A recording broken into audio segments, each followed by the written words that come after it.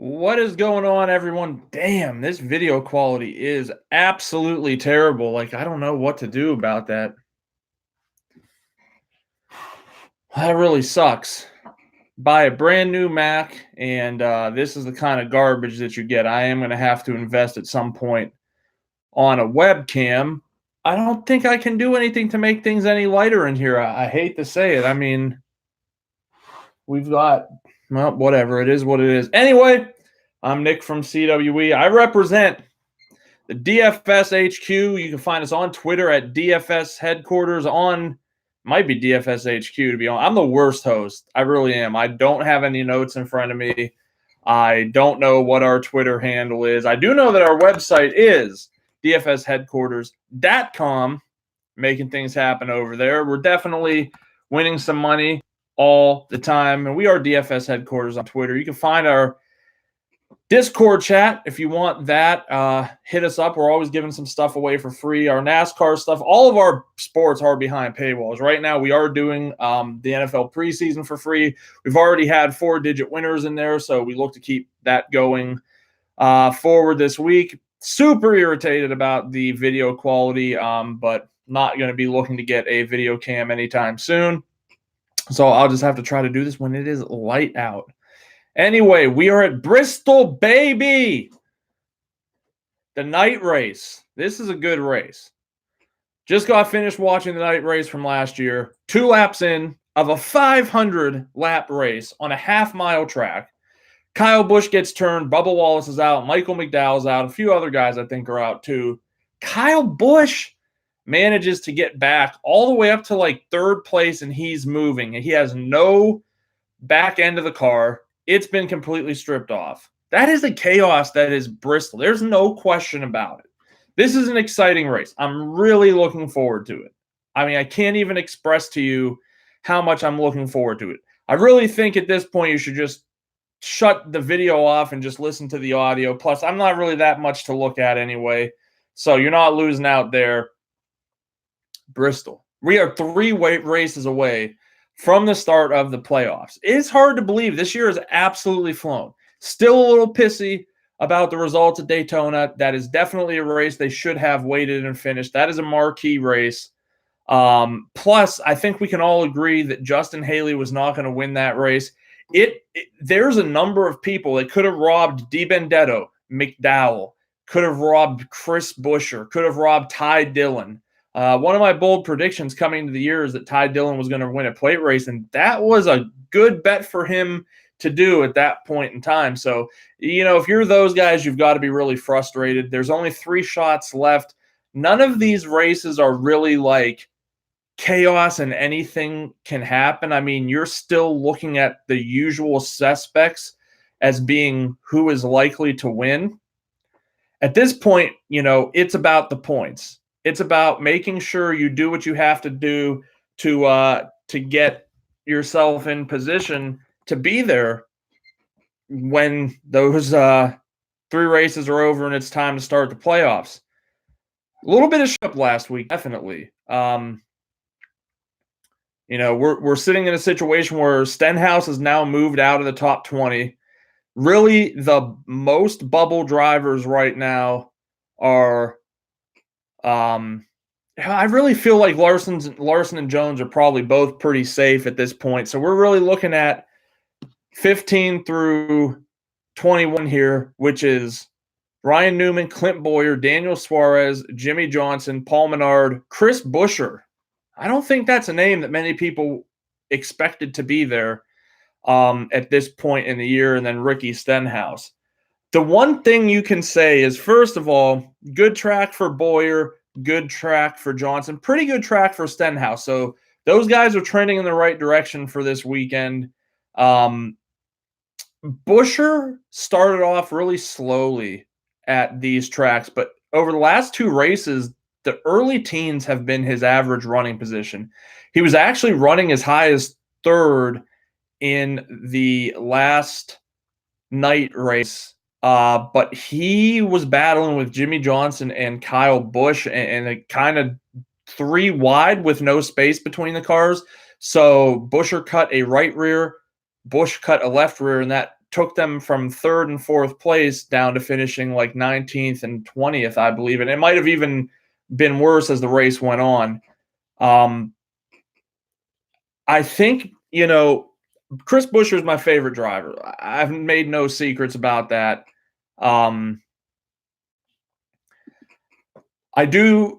There's a scenario for all of these guys to get in, probably the least of which I think is Paul Menard. He's not there enough. Buescher has, like, over the last 15 races not had like maybe it's not 15, but if you go to DraftKings and you're just searching through the history of his game logs, he hasn't finished under 20th in a very, very, very long time. And I'd go as far as to say he might be the only driver, if you scroll through, that doesn't have a finish below 20. He's extremely steady, where we've seen specifically Bowyer, Suarez, Johnson, Stenhouse just have crippling weekends. Bowyer at some point not too long ago was 60 points to the good, and now he's ahead of teammate Daniel Suarez by just 6 points. So it's an anything can happen type situation. I think realistically, you're probably looking for guys like Stenhouse and Buescher. They're going to have to top 10 the next 3 races, which is going to be very difficult to do. Menard is in the same boat. Johnson, Suarez, Bowyer, Newman, that's where the battle's really at. Those other 3 guys at this point, unfortunately, are all probably long shots to do anything. So it's going to be interesting. I can definitely say that. Now, we're looking at Bristol, like I said, a half-mile track. We're looking at 500 total laps here, which to me immediately says we have to be very, very cautious and understanding that there are going to be a hell of a lot of Dominator points to go around. We're talking about 325 Dominator points between fastest laps and laps led. Now, that's not true, because on cautions, you obviously will lose some fastest laps. You will not lose laps led because they will be assigned to someone, even in caution. So the bigger portion of that will be lost, but it's not likely that we're going to see 100, laps under caution. We'll see a lot. This race is going to be chaotic. There's no question about it. There's too many people fighting right now for position. Only a few races left. It's very, very, very tight. I fully and totally and supremely expect for this thing to be an absolute cluster. I absolutely believe that. So, what we're really looking at is who's going to be dropping fastest laps and who's going to have laps led. Fastest laps has really been on the year. It definitely feels very, very, very spread out. Looking at my 5-year rolling averages of fastest laps at Bristol, you have one driver that's over 10%, and it's Kyle Busch, and he's barely over 10%. 10.16% of the laps in these races have been fastest laps for Kyle Busch. Kyle Larson, surprisingly, is the second highest at 9.92%. There are a lot of drivers that have over 1% fastest laps. By my count, we have 1, 2, 3, 4, 5, 6, 7, 8, 9, 10, 11, 12, 13, 14, 15, 16, 17, 18 drivers in this race are averaging at least 1% fastest laps. And there's a couple that's close. One of those guys that's not on that list, surprisingly, is Ryan Newman. He has had races where he has put together fastest laps over 1%, but it's just important to understand that I don't think there's going to be a huge emphasis on drivers winning and having fastest laps. And we've seen that thus far this year with this package, where most of the fastest laps are coming throughout the field. You're not seeing the leader with a ton, but just because of the fact that this is a 500-lap race, whoever's leading the race will absolutely end up with some fastest laps. So what kind of things am I looking for? I think that you do want to look at past performance, and there's 2 things that really catch my eye when doing some analysis. Is that I think there's three places where you're going to find pretty strong correlation, and that is first and foremost in history here. Like, this is a tough track. It's a tough track at night. Like I said, you're going to see a ton of accidents. So with all that being said, I I want to look at guys who have success on this track. And if we're looking at that, first and foremost, last 5 races, Kyle Busch has won 3 of these races. 3. Very, very strong case could be made that if he didn't end up getting a tire cut, he would have won this race last year as well. Kurt Busch ended up winning this race just ahead of Kyle Larson. The only other winner in the last 5 races is Jimmie Johnson. And with Jimmie Johnson, you're actually talking about a guy who, as rough as it has been since the 2017 season, the last 5 races, only one of those do extend back to 2017. And yes, that is the race that he won. But he has 5 top 20s here. He has 4 top 10s, 2 top 5s in the win. And he's only 7K this week. He's got the 4th highest driver average and the 3rd highest average running position here. So to me, unless Jimmie Johnson qualifies 3rd or 4th, this is going to be an overload on Jimmie Johnson week, which I have done one other time this year. I believe it was when he was on the pole, and the only other time I would have is if he failed tech. Now, this is an impound race. This is one of the 3 impound races left, so they're going to qualify on Friday at some point.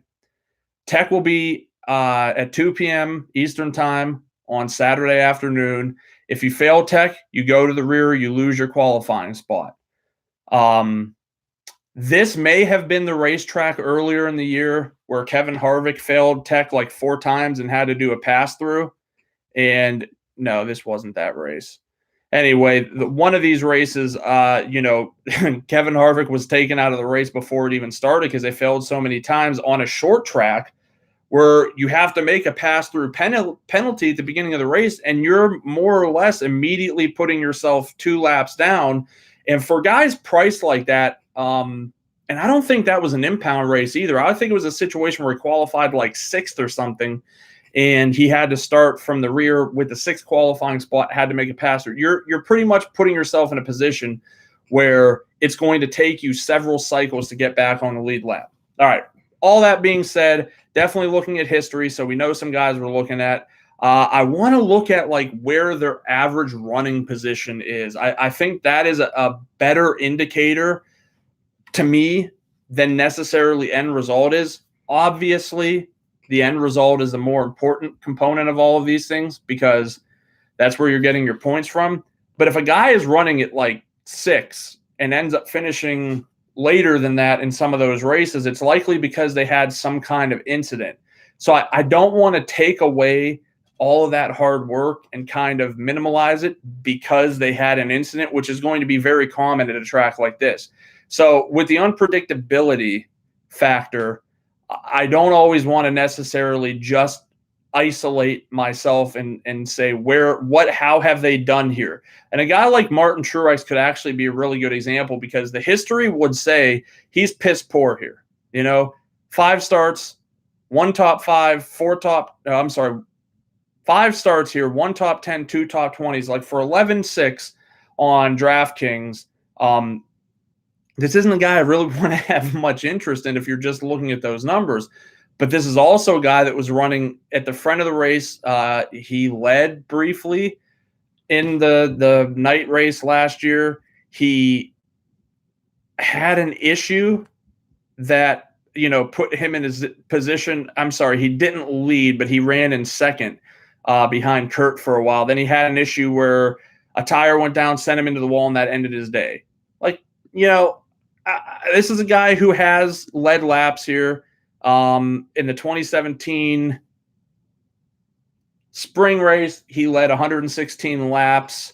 He had 89 fastest laps. So we've seen it from Truex before that he can do it. So I don't necessarily just want to take the numbers. I'm looking at stuff like driver rating, average running position. His average running position isn't good, but that's going to happen if you crash out of the race. I hate to say it, or if you run into trouble when you're running 29th for 3/4 of a 500-lap race. It's going to happen. Last thing I'm really paying attention to, I don't know, it's going to be question mark lap times. I don't know if I'm going to settle on 10. I may end up coming to landing on like 20, just because now with NASCAR's new fantasy-friendly data, you get to see all the way up to 30 lap. I think it's 5, 10, 15, 20, and 30 lap data. Normally, they're not running that many laps in a row, and we've been at some big tracks since they introduced it. We've been to Pocono. We've been to Michigan.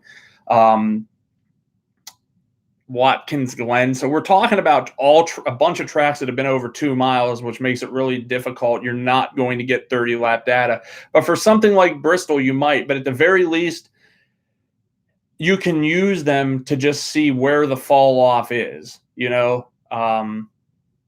Bristol can have some decent green flag runs. So if a guy's trending really nicely in 10 laps, but has completely fallen off like 20 spots in 30 lap, it's something I'm going to be very concerned about. But ultimately, I do want to find cars that are fast on the long run, because we're going to have a lot of these laps run in a row. And those are basically the 3 biggest things. And each track definitely has a different profile. If we were at Daytona, we wouldn't be sitting here talking about, driver rating at Daytona or the average finish. We would just be trying to figure out who is on God's side that day and who he favors to not get in a wreck and ruin their day. So every track's going to have some different nuances about them. Every track does have some guys that are just good at it. That's it, plain and simple. Paul Menard's a guy here who has 4 top 20s. David Reagan, 3 top 20s. In the past 5 races. Bubba Wallace, 2 out of the 3 races, he's had top 20s. So there are just some guys who are good at this, right? Like, we don't need to make any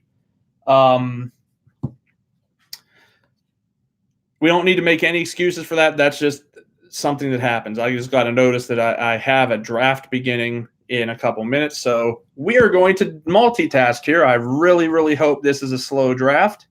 With my luck, it probably won't be, but hey, and I'm picking at 1-9. That sounds terrible, but let's do it. Anyway, just want to break down driver by driver, and it's extremely almost unnecessary to do this right before qualifying, but I'm bored, and I was doing these videos pretty common, hitting them up. At first, I started on my own channel, then I started doing it for the squad at DFS headquarters, and then I just got too busy, and I'm sitting here. It's a beautiful Wednesday night. We're going to be hit with preseason NFL, CFL tomorrow, and the truck races. The truck race and the Xfinity race, both of them are loaded. It's going to be a great weekend of night races. It absolutely is. All right, we got like 10 hours to make picks, so I'm turning that off. So with all that being said, you should check us out at the DFS headquarters on Twitter. DM us. We'll get you in our Discord chat. Maybe, if I'm feeling good, maybe this weekend I'll drop the sheet for free in our general room. We'll just see. We'll see how many of you show up. If you want to get some good advice from someone who's had a very good year, right now I'm ranked somewhere around 30 to 35 on Roto Grinders. And I'm not like a heavy volume player. I run like 20 lineups in the $10, $11 tournament, no more than that. I max out all the 20 entry maxes, but I'm not bopping $1,500, $1,700 a week necessarily on DraftKings at all. FanDuel, I'm doing just about the same thing where I'm playing 20 lineups in the 777. So it's not having a lot of lineups. It's just having the right lineup. So let's break it down. Kyle Busch, we've already talked about him. Let's do it a little differently. I want to take basically everyone from Matt Tifft, and I'm going to group Ross Chastain in there as well. And we're going to talk about these guys. So this is the possible perfect type of scenario to use one of these guys. Most races, if we're at Pocono and there isn't a bunch of garbage with tech that sends a bunch of guys to the back, more or less the lineups you're building die at like David Reagan or Bubba Wallace or Michael McDowell or really just in that high 5K range. And we don't really need to use these guys a lot. But we're sitting here in a situation where we have, like I said, 325 dominator points. There's a huge opportunity for a lot of drivers to score a lot of points, especially with fastest laps coming throughout the field. If you're Ryan Blaney and you average, 8% fastest laps in a 500 lap race, that's pretty significant. I mean, you're talking about a situation where that's 20 extra fantasy points. And if you finish in the top 5 and you started 15th, you're talking about a 60 to 70 point fantasy day. So it's very easy to see how one of these crappy drivers just surviving the mayhem and maybe moving from 38 or however many drivers there is into the late 20s or even 30 or even 33 and just finishing with 15 or 18 fantasy points allows you to get a more top-heavy lineup. So this is a week where I'm absolutely not going to write those guys off. Those guys will be in my player pool. I haven't fully determined yet which guys I'm going to keep in my player pool.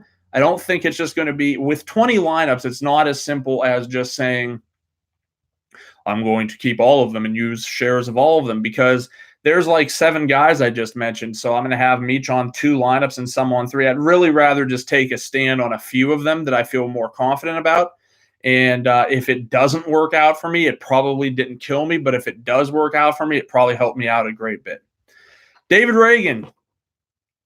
I think we'll see a little bit better out of David Reagan moving forward. First of all, has a very solid history here. You're dealing with probably a 60% chance that he's going to finish top 20. Here's what I will tell you about Front Row Motorsports. They've made no secrets about the fact that they're going to put money into the programs at the tracks that they're good at. So Atlanta for David Reagan, some of the road courses for Michael McDowell, we've seen him exceed value at both road courses. I can see this being a case with as good as Reagan has been at Bristol comparative to his normal finishes in the late 20s. I think this could be a bye week for Reagan. Another trend with David Reagan is that when he practices well, you can typically bet on there being a finish that correlates with it. This is a small team, Reagan McDowell Tift. It's known as a cheap team, but like I said, they're willing to put they're willing to put some money into the programs at work. They do have a technical alliance with Roush Fenway, I believe. So they can have some tight cars. Thinking along with that, I think Greg Galding's probably going to have better equipment in Xfinity.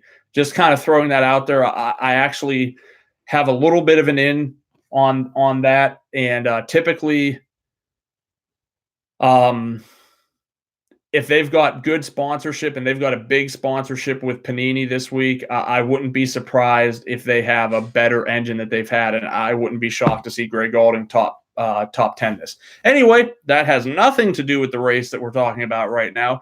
Corey LaJoie is always a surprising little guy. I had a ton of exposure to him last week, and that worked out tremendously because he finished 21st. Everybody ran out of gas. Everybody who I did not have ownership on. Complete fade of Logano. Complete fade of Blaney. Low ownership on Keselowski. I was bailed out. I'll admit it. Look, I didn't want to believe that the second Michigan race was going to be as bad as the first Michigan race, and it absolutely wasn't. But in hindsight, I probably shouldn't have faded Logano. Blaney, I didn't mind just because his starting position versus where I think he would have likely finished didn't really leave much upside. But Corey LaJoie came through. Don't see it happening here. If he somehow is the only car that fails tech, I think it's fair to take some swings at him because that I do see him being able to move a little bit forward if he doesn't wreck out. Bubba Wallace has some success here. Really, the only race he didn't was when he tore his back end off last night race last year. So at the price, and we're going to need some value, guys, depending on how things shake out. You could have a scenario just looking at some of the prices where it's Jimmy Johnson, Clint Boyer, Blaney, and Eric Jones. There's a world that exists that those are your 4 dominators. and you don't have to dip into JJ Yeley or BJ McLeod where you're just able to do that. Now, typically, we've had somewhere between 2 and 3, as many as 4 dominators. And when I'm talking about dominators, I'm talking about guys who lead over 20% of the race. That's my qualifier. Everyone else has a different one. I will say in many of those races where it had like 2 guys lead that many laps, there were oftentimes another guy or maybe 2 that led 16. So some argument could be made that 4 dominators is probably the right play. I just kind of leave it to my projection model to dictate how I build my lineups out. I'll leave it to qualifying, and I will leave it to post-race tech, or I'm sorry, pre-race tech. Okay, Michael McDowell, probably not looking at a ton of interest in him. We'll have to monitor practice times. Do have some interest in Ty Dillon ahead of the race.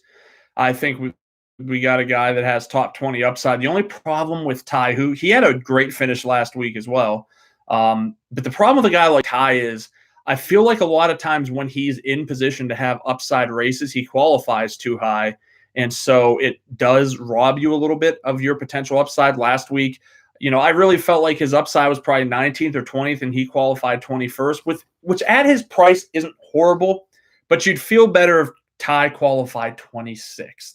Because then you're saying to yourself, okay, I've got 5-6 place upside here. That'll get me closer to that 30 fantasy point mark that I want to be at.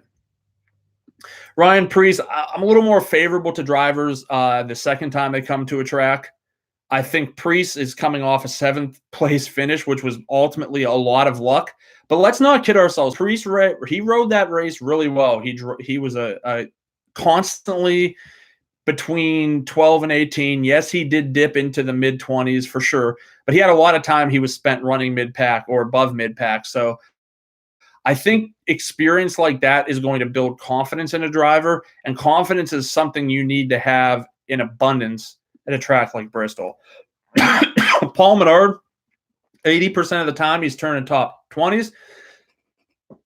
20% of the time he's turned to top 10. Again, Menard's a guy where if he qualifies 25th, he might get a lock button from me or close to it. I don't really lock button anyone. That's kind of foolish in a sport where something out of your control can take you out. Every position higher that he qualifies above like 22 will probably reduce my ownership on him by like 5%. He's a guy at his price who if he qualified 25th, I would probably have him around the 50 to 60% mark. And then, like I said, if he qualified anything above 22nd, I'd probably lower that by 5% each spot he qualified higher. Daniel Hemrick, another kid who's been doing really well, second trip back here. We're just going to have to see where they qualify. If he qualifies something crazy like 15th, might not do it. Ricky Stenhouse Jr., really mixed record here. 5 races, 1 top 5, 2 top 10, 3 top 20s. He's definitely been on the poor end of things the last 2 times out here, but I think he's shown enough over the history of his career to suggest that he could be worth a play, and that price keeps getting lower. Matt DiBenedetto, 6,700. Definitely some potential here. I think that we could see a top 15 finish. So again, it's going to be very important where he qualifies. He's a guy who anytime he's qualified like below 22nd just gets a ton of ownership. William Byron, 6,800, 2 top 20s out of 3 trips. He's another guy though who like consistently qualifies way too high, and that's normally not a problem, but in a race like this, if he's not going to pick up a lot of fastest laps or laps led, a lot of times those laps led are what ends up saving him. But if he's just going to top 20, like it does no good. If he qualifies 4th or 5th and finishes 15th, like you're done. It's over. It's not a good play. Jimmy Johnson, 7K. I'm leaning very heavily on the past history here. It really has not like come back to haunt us too much. Yes, the race this year was probably like the worst experience we've had with Jimmy Johnson, where he literally started 10th and finished 10th. Other than that, every other time we've come to Bristol in the last 4 or 5 races, he's been someone who would probably end up on an optimal. Now, I will say this. 2018, 2017, the price on Jimmy Johnson would have been far different than the 7K we're facing today. If Jimmy Johnson starts 14th or 15th, there's a potential he could be the highest owned driver on the slate. Holding all things consistent, no one fails tech. We get no really stupid, weird. Kyle Busch doesn't start 28th, things like that. Jimmy Johnson could certainly find himself in a position where he's the highest owned driver on DraftKings. Chris Buescher, 7,400. He is he's definitely going to be someone who I'm keeping my eye on in practice. Only one top 20 here. I think unlisted, he did have a 5th place finish here. The driver rating, average driver position, all suggest someone who's probably not a great play. But if you look deeper than that, the last 2 races here, his average positions were 11th and 14th. As I mentioned, he was as high as 3rd in the 2018 version of this race. You can't always bet on there being some kind of incident, because if there is not, and that's the reason why you faded him, you're just out of luck. Austin Dillon, 7,600, 4 top 20s. Decent track form. Again, he's another guy. It's just going to depend where he qualifies. Eric Almirola, 7,800. I think I may be the lowest on Eric Almirola out of any player out there. I literally do not play this guy. He just never presents enough upside for me. Please tell me, if you know this guy is basically going to circle around finishing 8th, and he qualifies 10th, and he's not going to get you fastest laps, and he's not going to lead laps, what is the benefit to playing him? I really don't see it unless there's no other value plays, unless you don't see any other drivers moving up. I just don't see the reason to play him. So he's someone I'll definitely be pretty low on. Ryan Newman, 8K, 5 of 5 top 20s, 3 of 5 top 10s, average running position 12th. Again, Newman's been pretty good to us in terms of crappy qualifying. So if he continues to drive crappy during qualifying and gets us those, 25th position starts, he's going to be a slam dunk even at this price, because he does have the possibility of leading some laps. They might play different pit strategy because he needs something, man. He's on the brink and he needs something.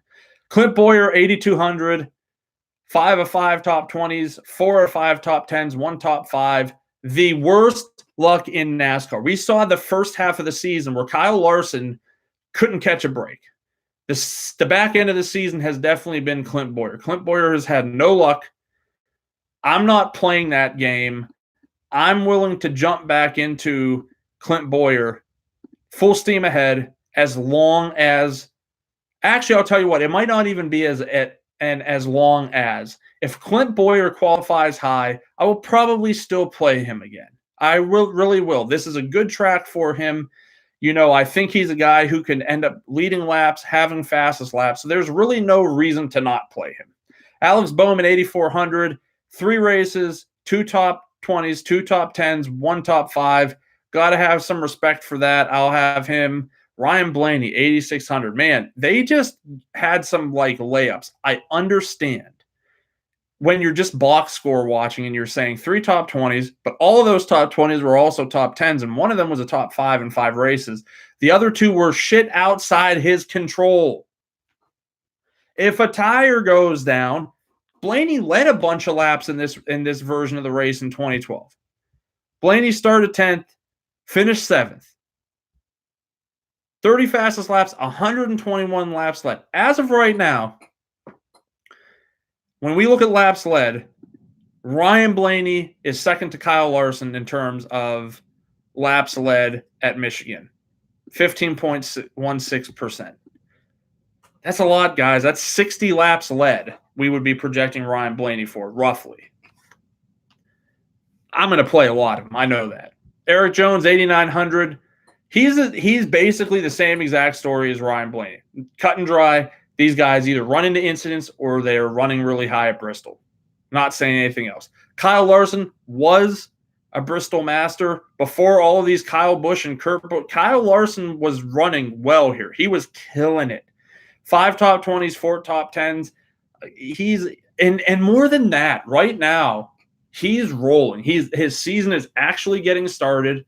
You know, I think this is a good, and it's not even a buy low spot, right? He was super owned last week. So if his qualifying effort is below top 10, I would still expect a lot of ownership. Kurt at 9,500, someone I'm going to have a lot of exposure to, I think. He's been running really well this year. Chase Elliott, I love Chase, man. Chase was my pick to win the Cup Series this year. Chase is still my pick. My top 4, Chase, Kez, Almirola, that's not happening, and William Byron. I feel confident that at least half of that equation could be true. But Chase is a guy I think is going to do really well. I like him. Logano, he's a steady soldier here. Leads laps, fastest laps. Sure, he hasn't won, but we're talking about a situation where 5 top 20s, 4 top 10s, 3 top 5s. We'll see where he qualifies, but he's looking like a pretty good target. Denny Hamlin, 5 for 5 at top 20s at 10.7. 3 top 10s, 2 top 5s. Just awesome last week at Michigan. Awesome. Hasn't been the greatest track. Hasn't been the worst track, but it hasn't been the greatest track for him. But I think he's someone who's on the radar. Brad Keselowski, this has not been a good track for him recently. He's probably the worst of the top tier drivers in terms of average running position, average driver rating. And then Truex at 11.6 is right behind him, you know. So these are 2 guys. The one thing you should know about them is, barring something freaking qualifying or tech, they'll have low ownership because people will know they haven't done well. There's a lot of people who play daily fantasy who almost always advocate the ownership angle as that being like the single most important angle to come from. But the reality of this situation is, call me crazy, I want to play drivers who I actually think are going to do well. Maybe I'm fucking stupid. Maybe I don't understand how this thing goes. Maybe I'm wrong because I don't be cute and I don't want to play Martin Truex Jr., who in all likelihood is not going to finish the race very well, or Brad Keselowski, who in all likelihood is not going to finish the race well. Maybe I'm wrong for that, but I'd rather take my chances and put my hard-earned money in play with someone who has a good track record at a track where it kind of pays to be important, you know, to be good at it. That's just my take on things. Kevin Harvick, 12-2. You know, fine play, 5 top 20s, 4 top 10s, 1 top 5. I don't see anything wrong with Harvick. But come on, guys. It's Kyle Busch. It's Kyle Busch again. Kyle Busch is so damn good. He really is. 4 top 20s last what do you want to call this? Fall, summer, whatever. Last fall, summer race was the only time he didn't enter that top 20 in the last 5 races. 3 top 10s, 3 top 5s, 3 wins. Book it that Kyle Busch is probably going to be the highest owned driver this week outside of Jimmy Johnson. Kyle Busch seems to infrequently be the highest owned driver because there's always some value that everybody's identified as being the top value, and we need them. But in terms of the top dollar guys, Kyle Busch is very, very likely to be the most owned of all of these guys, and with damn good reason. At a track where I think your history matters, if Kyle Busch wins the pole here, I mean, pole sitter, you know, they've done good for himself. The last 2 races, surprisingly, the pole sitter hasn't been like over the top awesome. But before that, you know, the pole sitter was the second highest scoring, and the highest scoring driver out of the field. That's kind of important, guys and gals. You know, we're looking at a situation where we want points at a short track where we know there's going to be 500 laps. The other guy, I'm going to tell you right now, if Logano is on the pole, that's a guy you want to have a lot of ownership of because his pit crew is good. If he's coming into the race, if he's coming into pit and he's in the lead, he's already at an advantage. He has the best pit box and he has the best pit crew. They're going to put him right back out there on the lead. Now, Bristol is a place where you can definitely track the leader down and pass him, even when you're 2 seconds behind, because the leader is eventually going to get caught up in traffic. And if you're able to navigate the traffic better than they are, you're going to find your way right behind them. But Logano strikes me as someone, if he gets the lead. Same with Chase Elliott. His crew's been undercover really good this year. He's dealt with a lot of crap. He definitely has. He ran out of gas. Several races before that, he has just consistently been in trouble with accidents or failures and engines going out. So those things end at some point. It's just not one big consistent that's going to keep going on. So my pick for the race, I think we're going to see Ryan Blaney get his first win this year.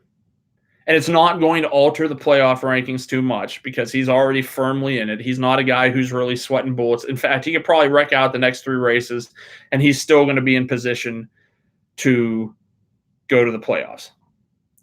I think Blaney has a very good shot. That's my pick.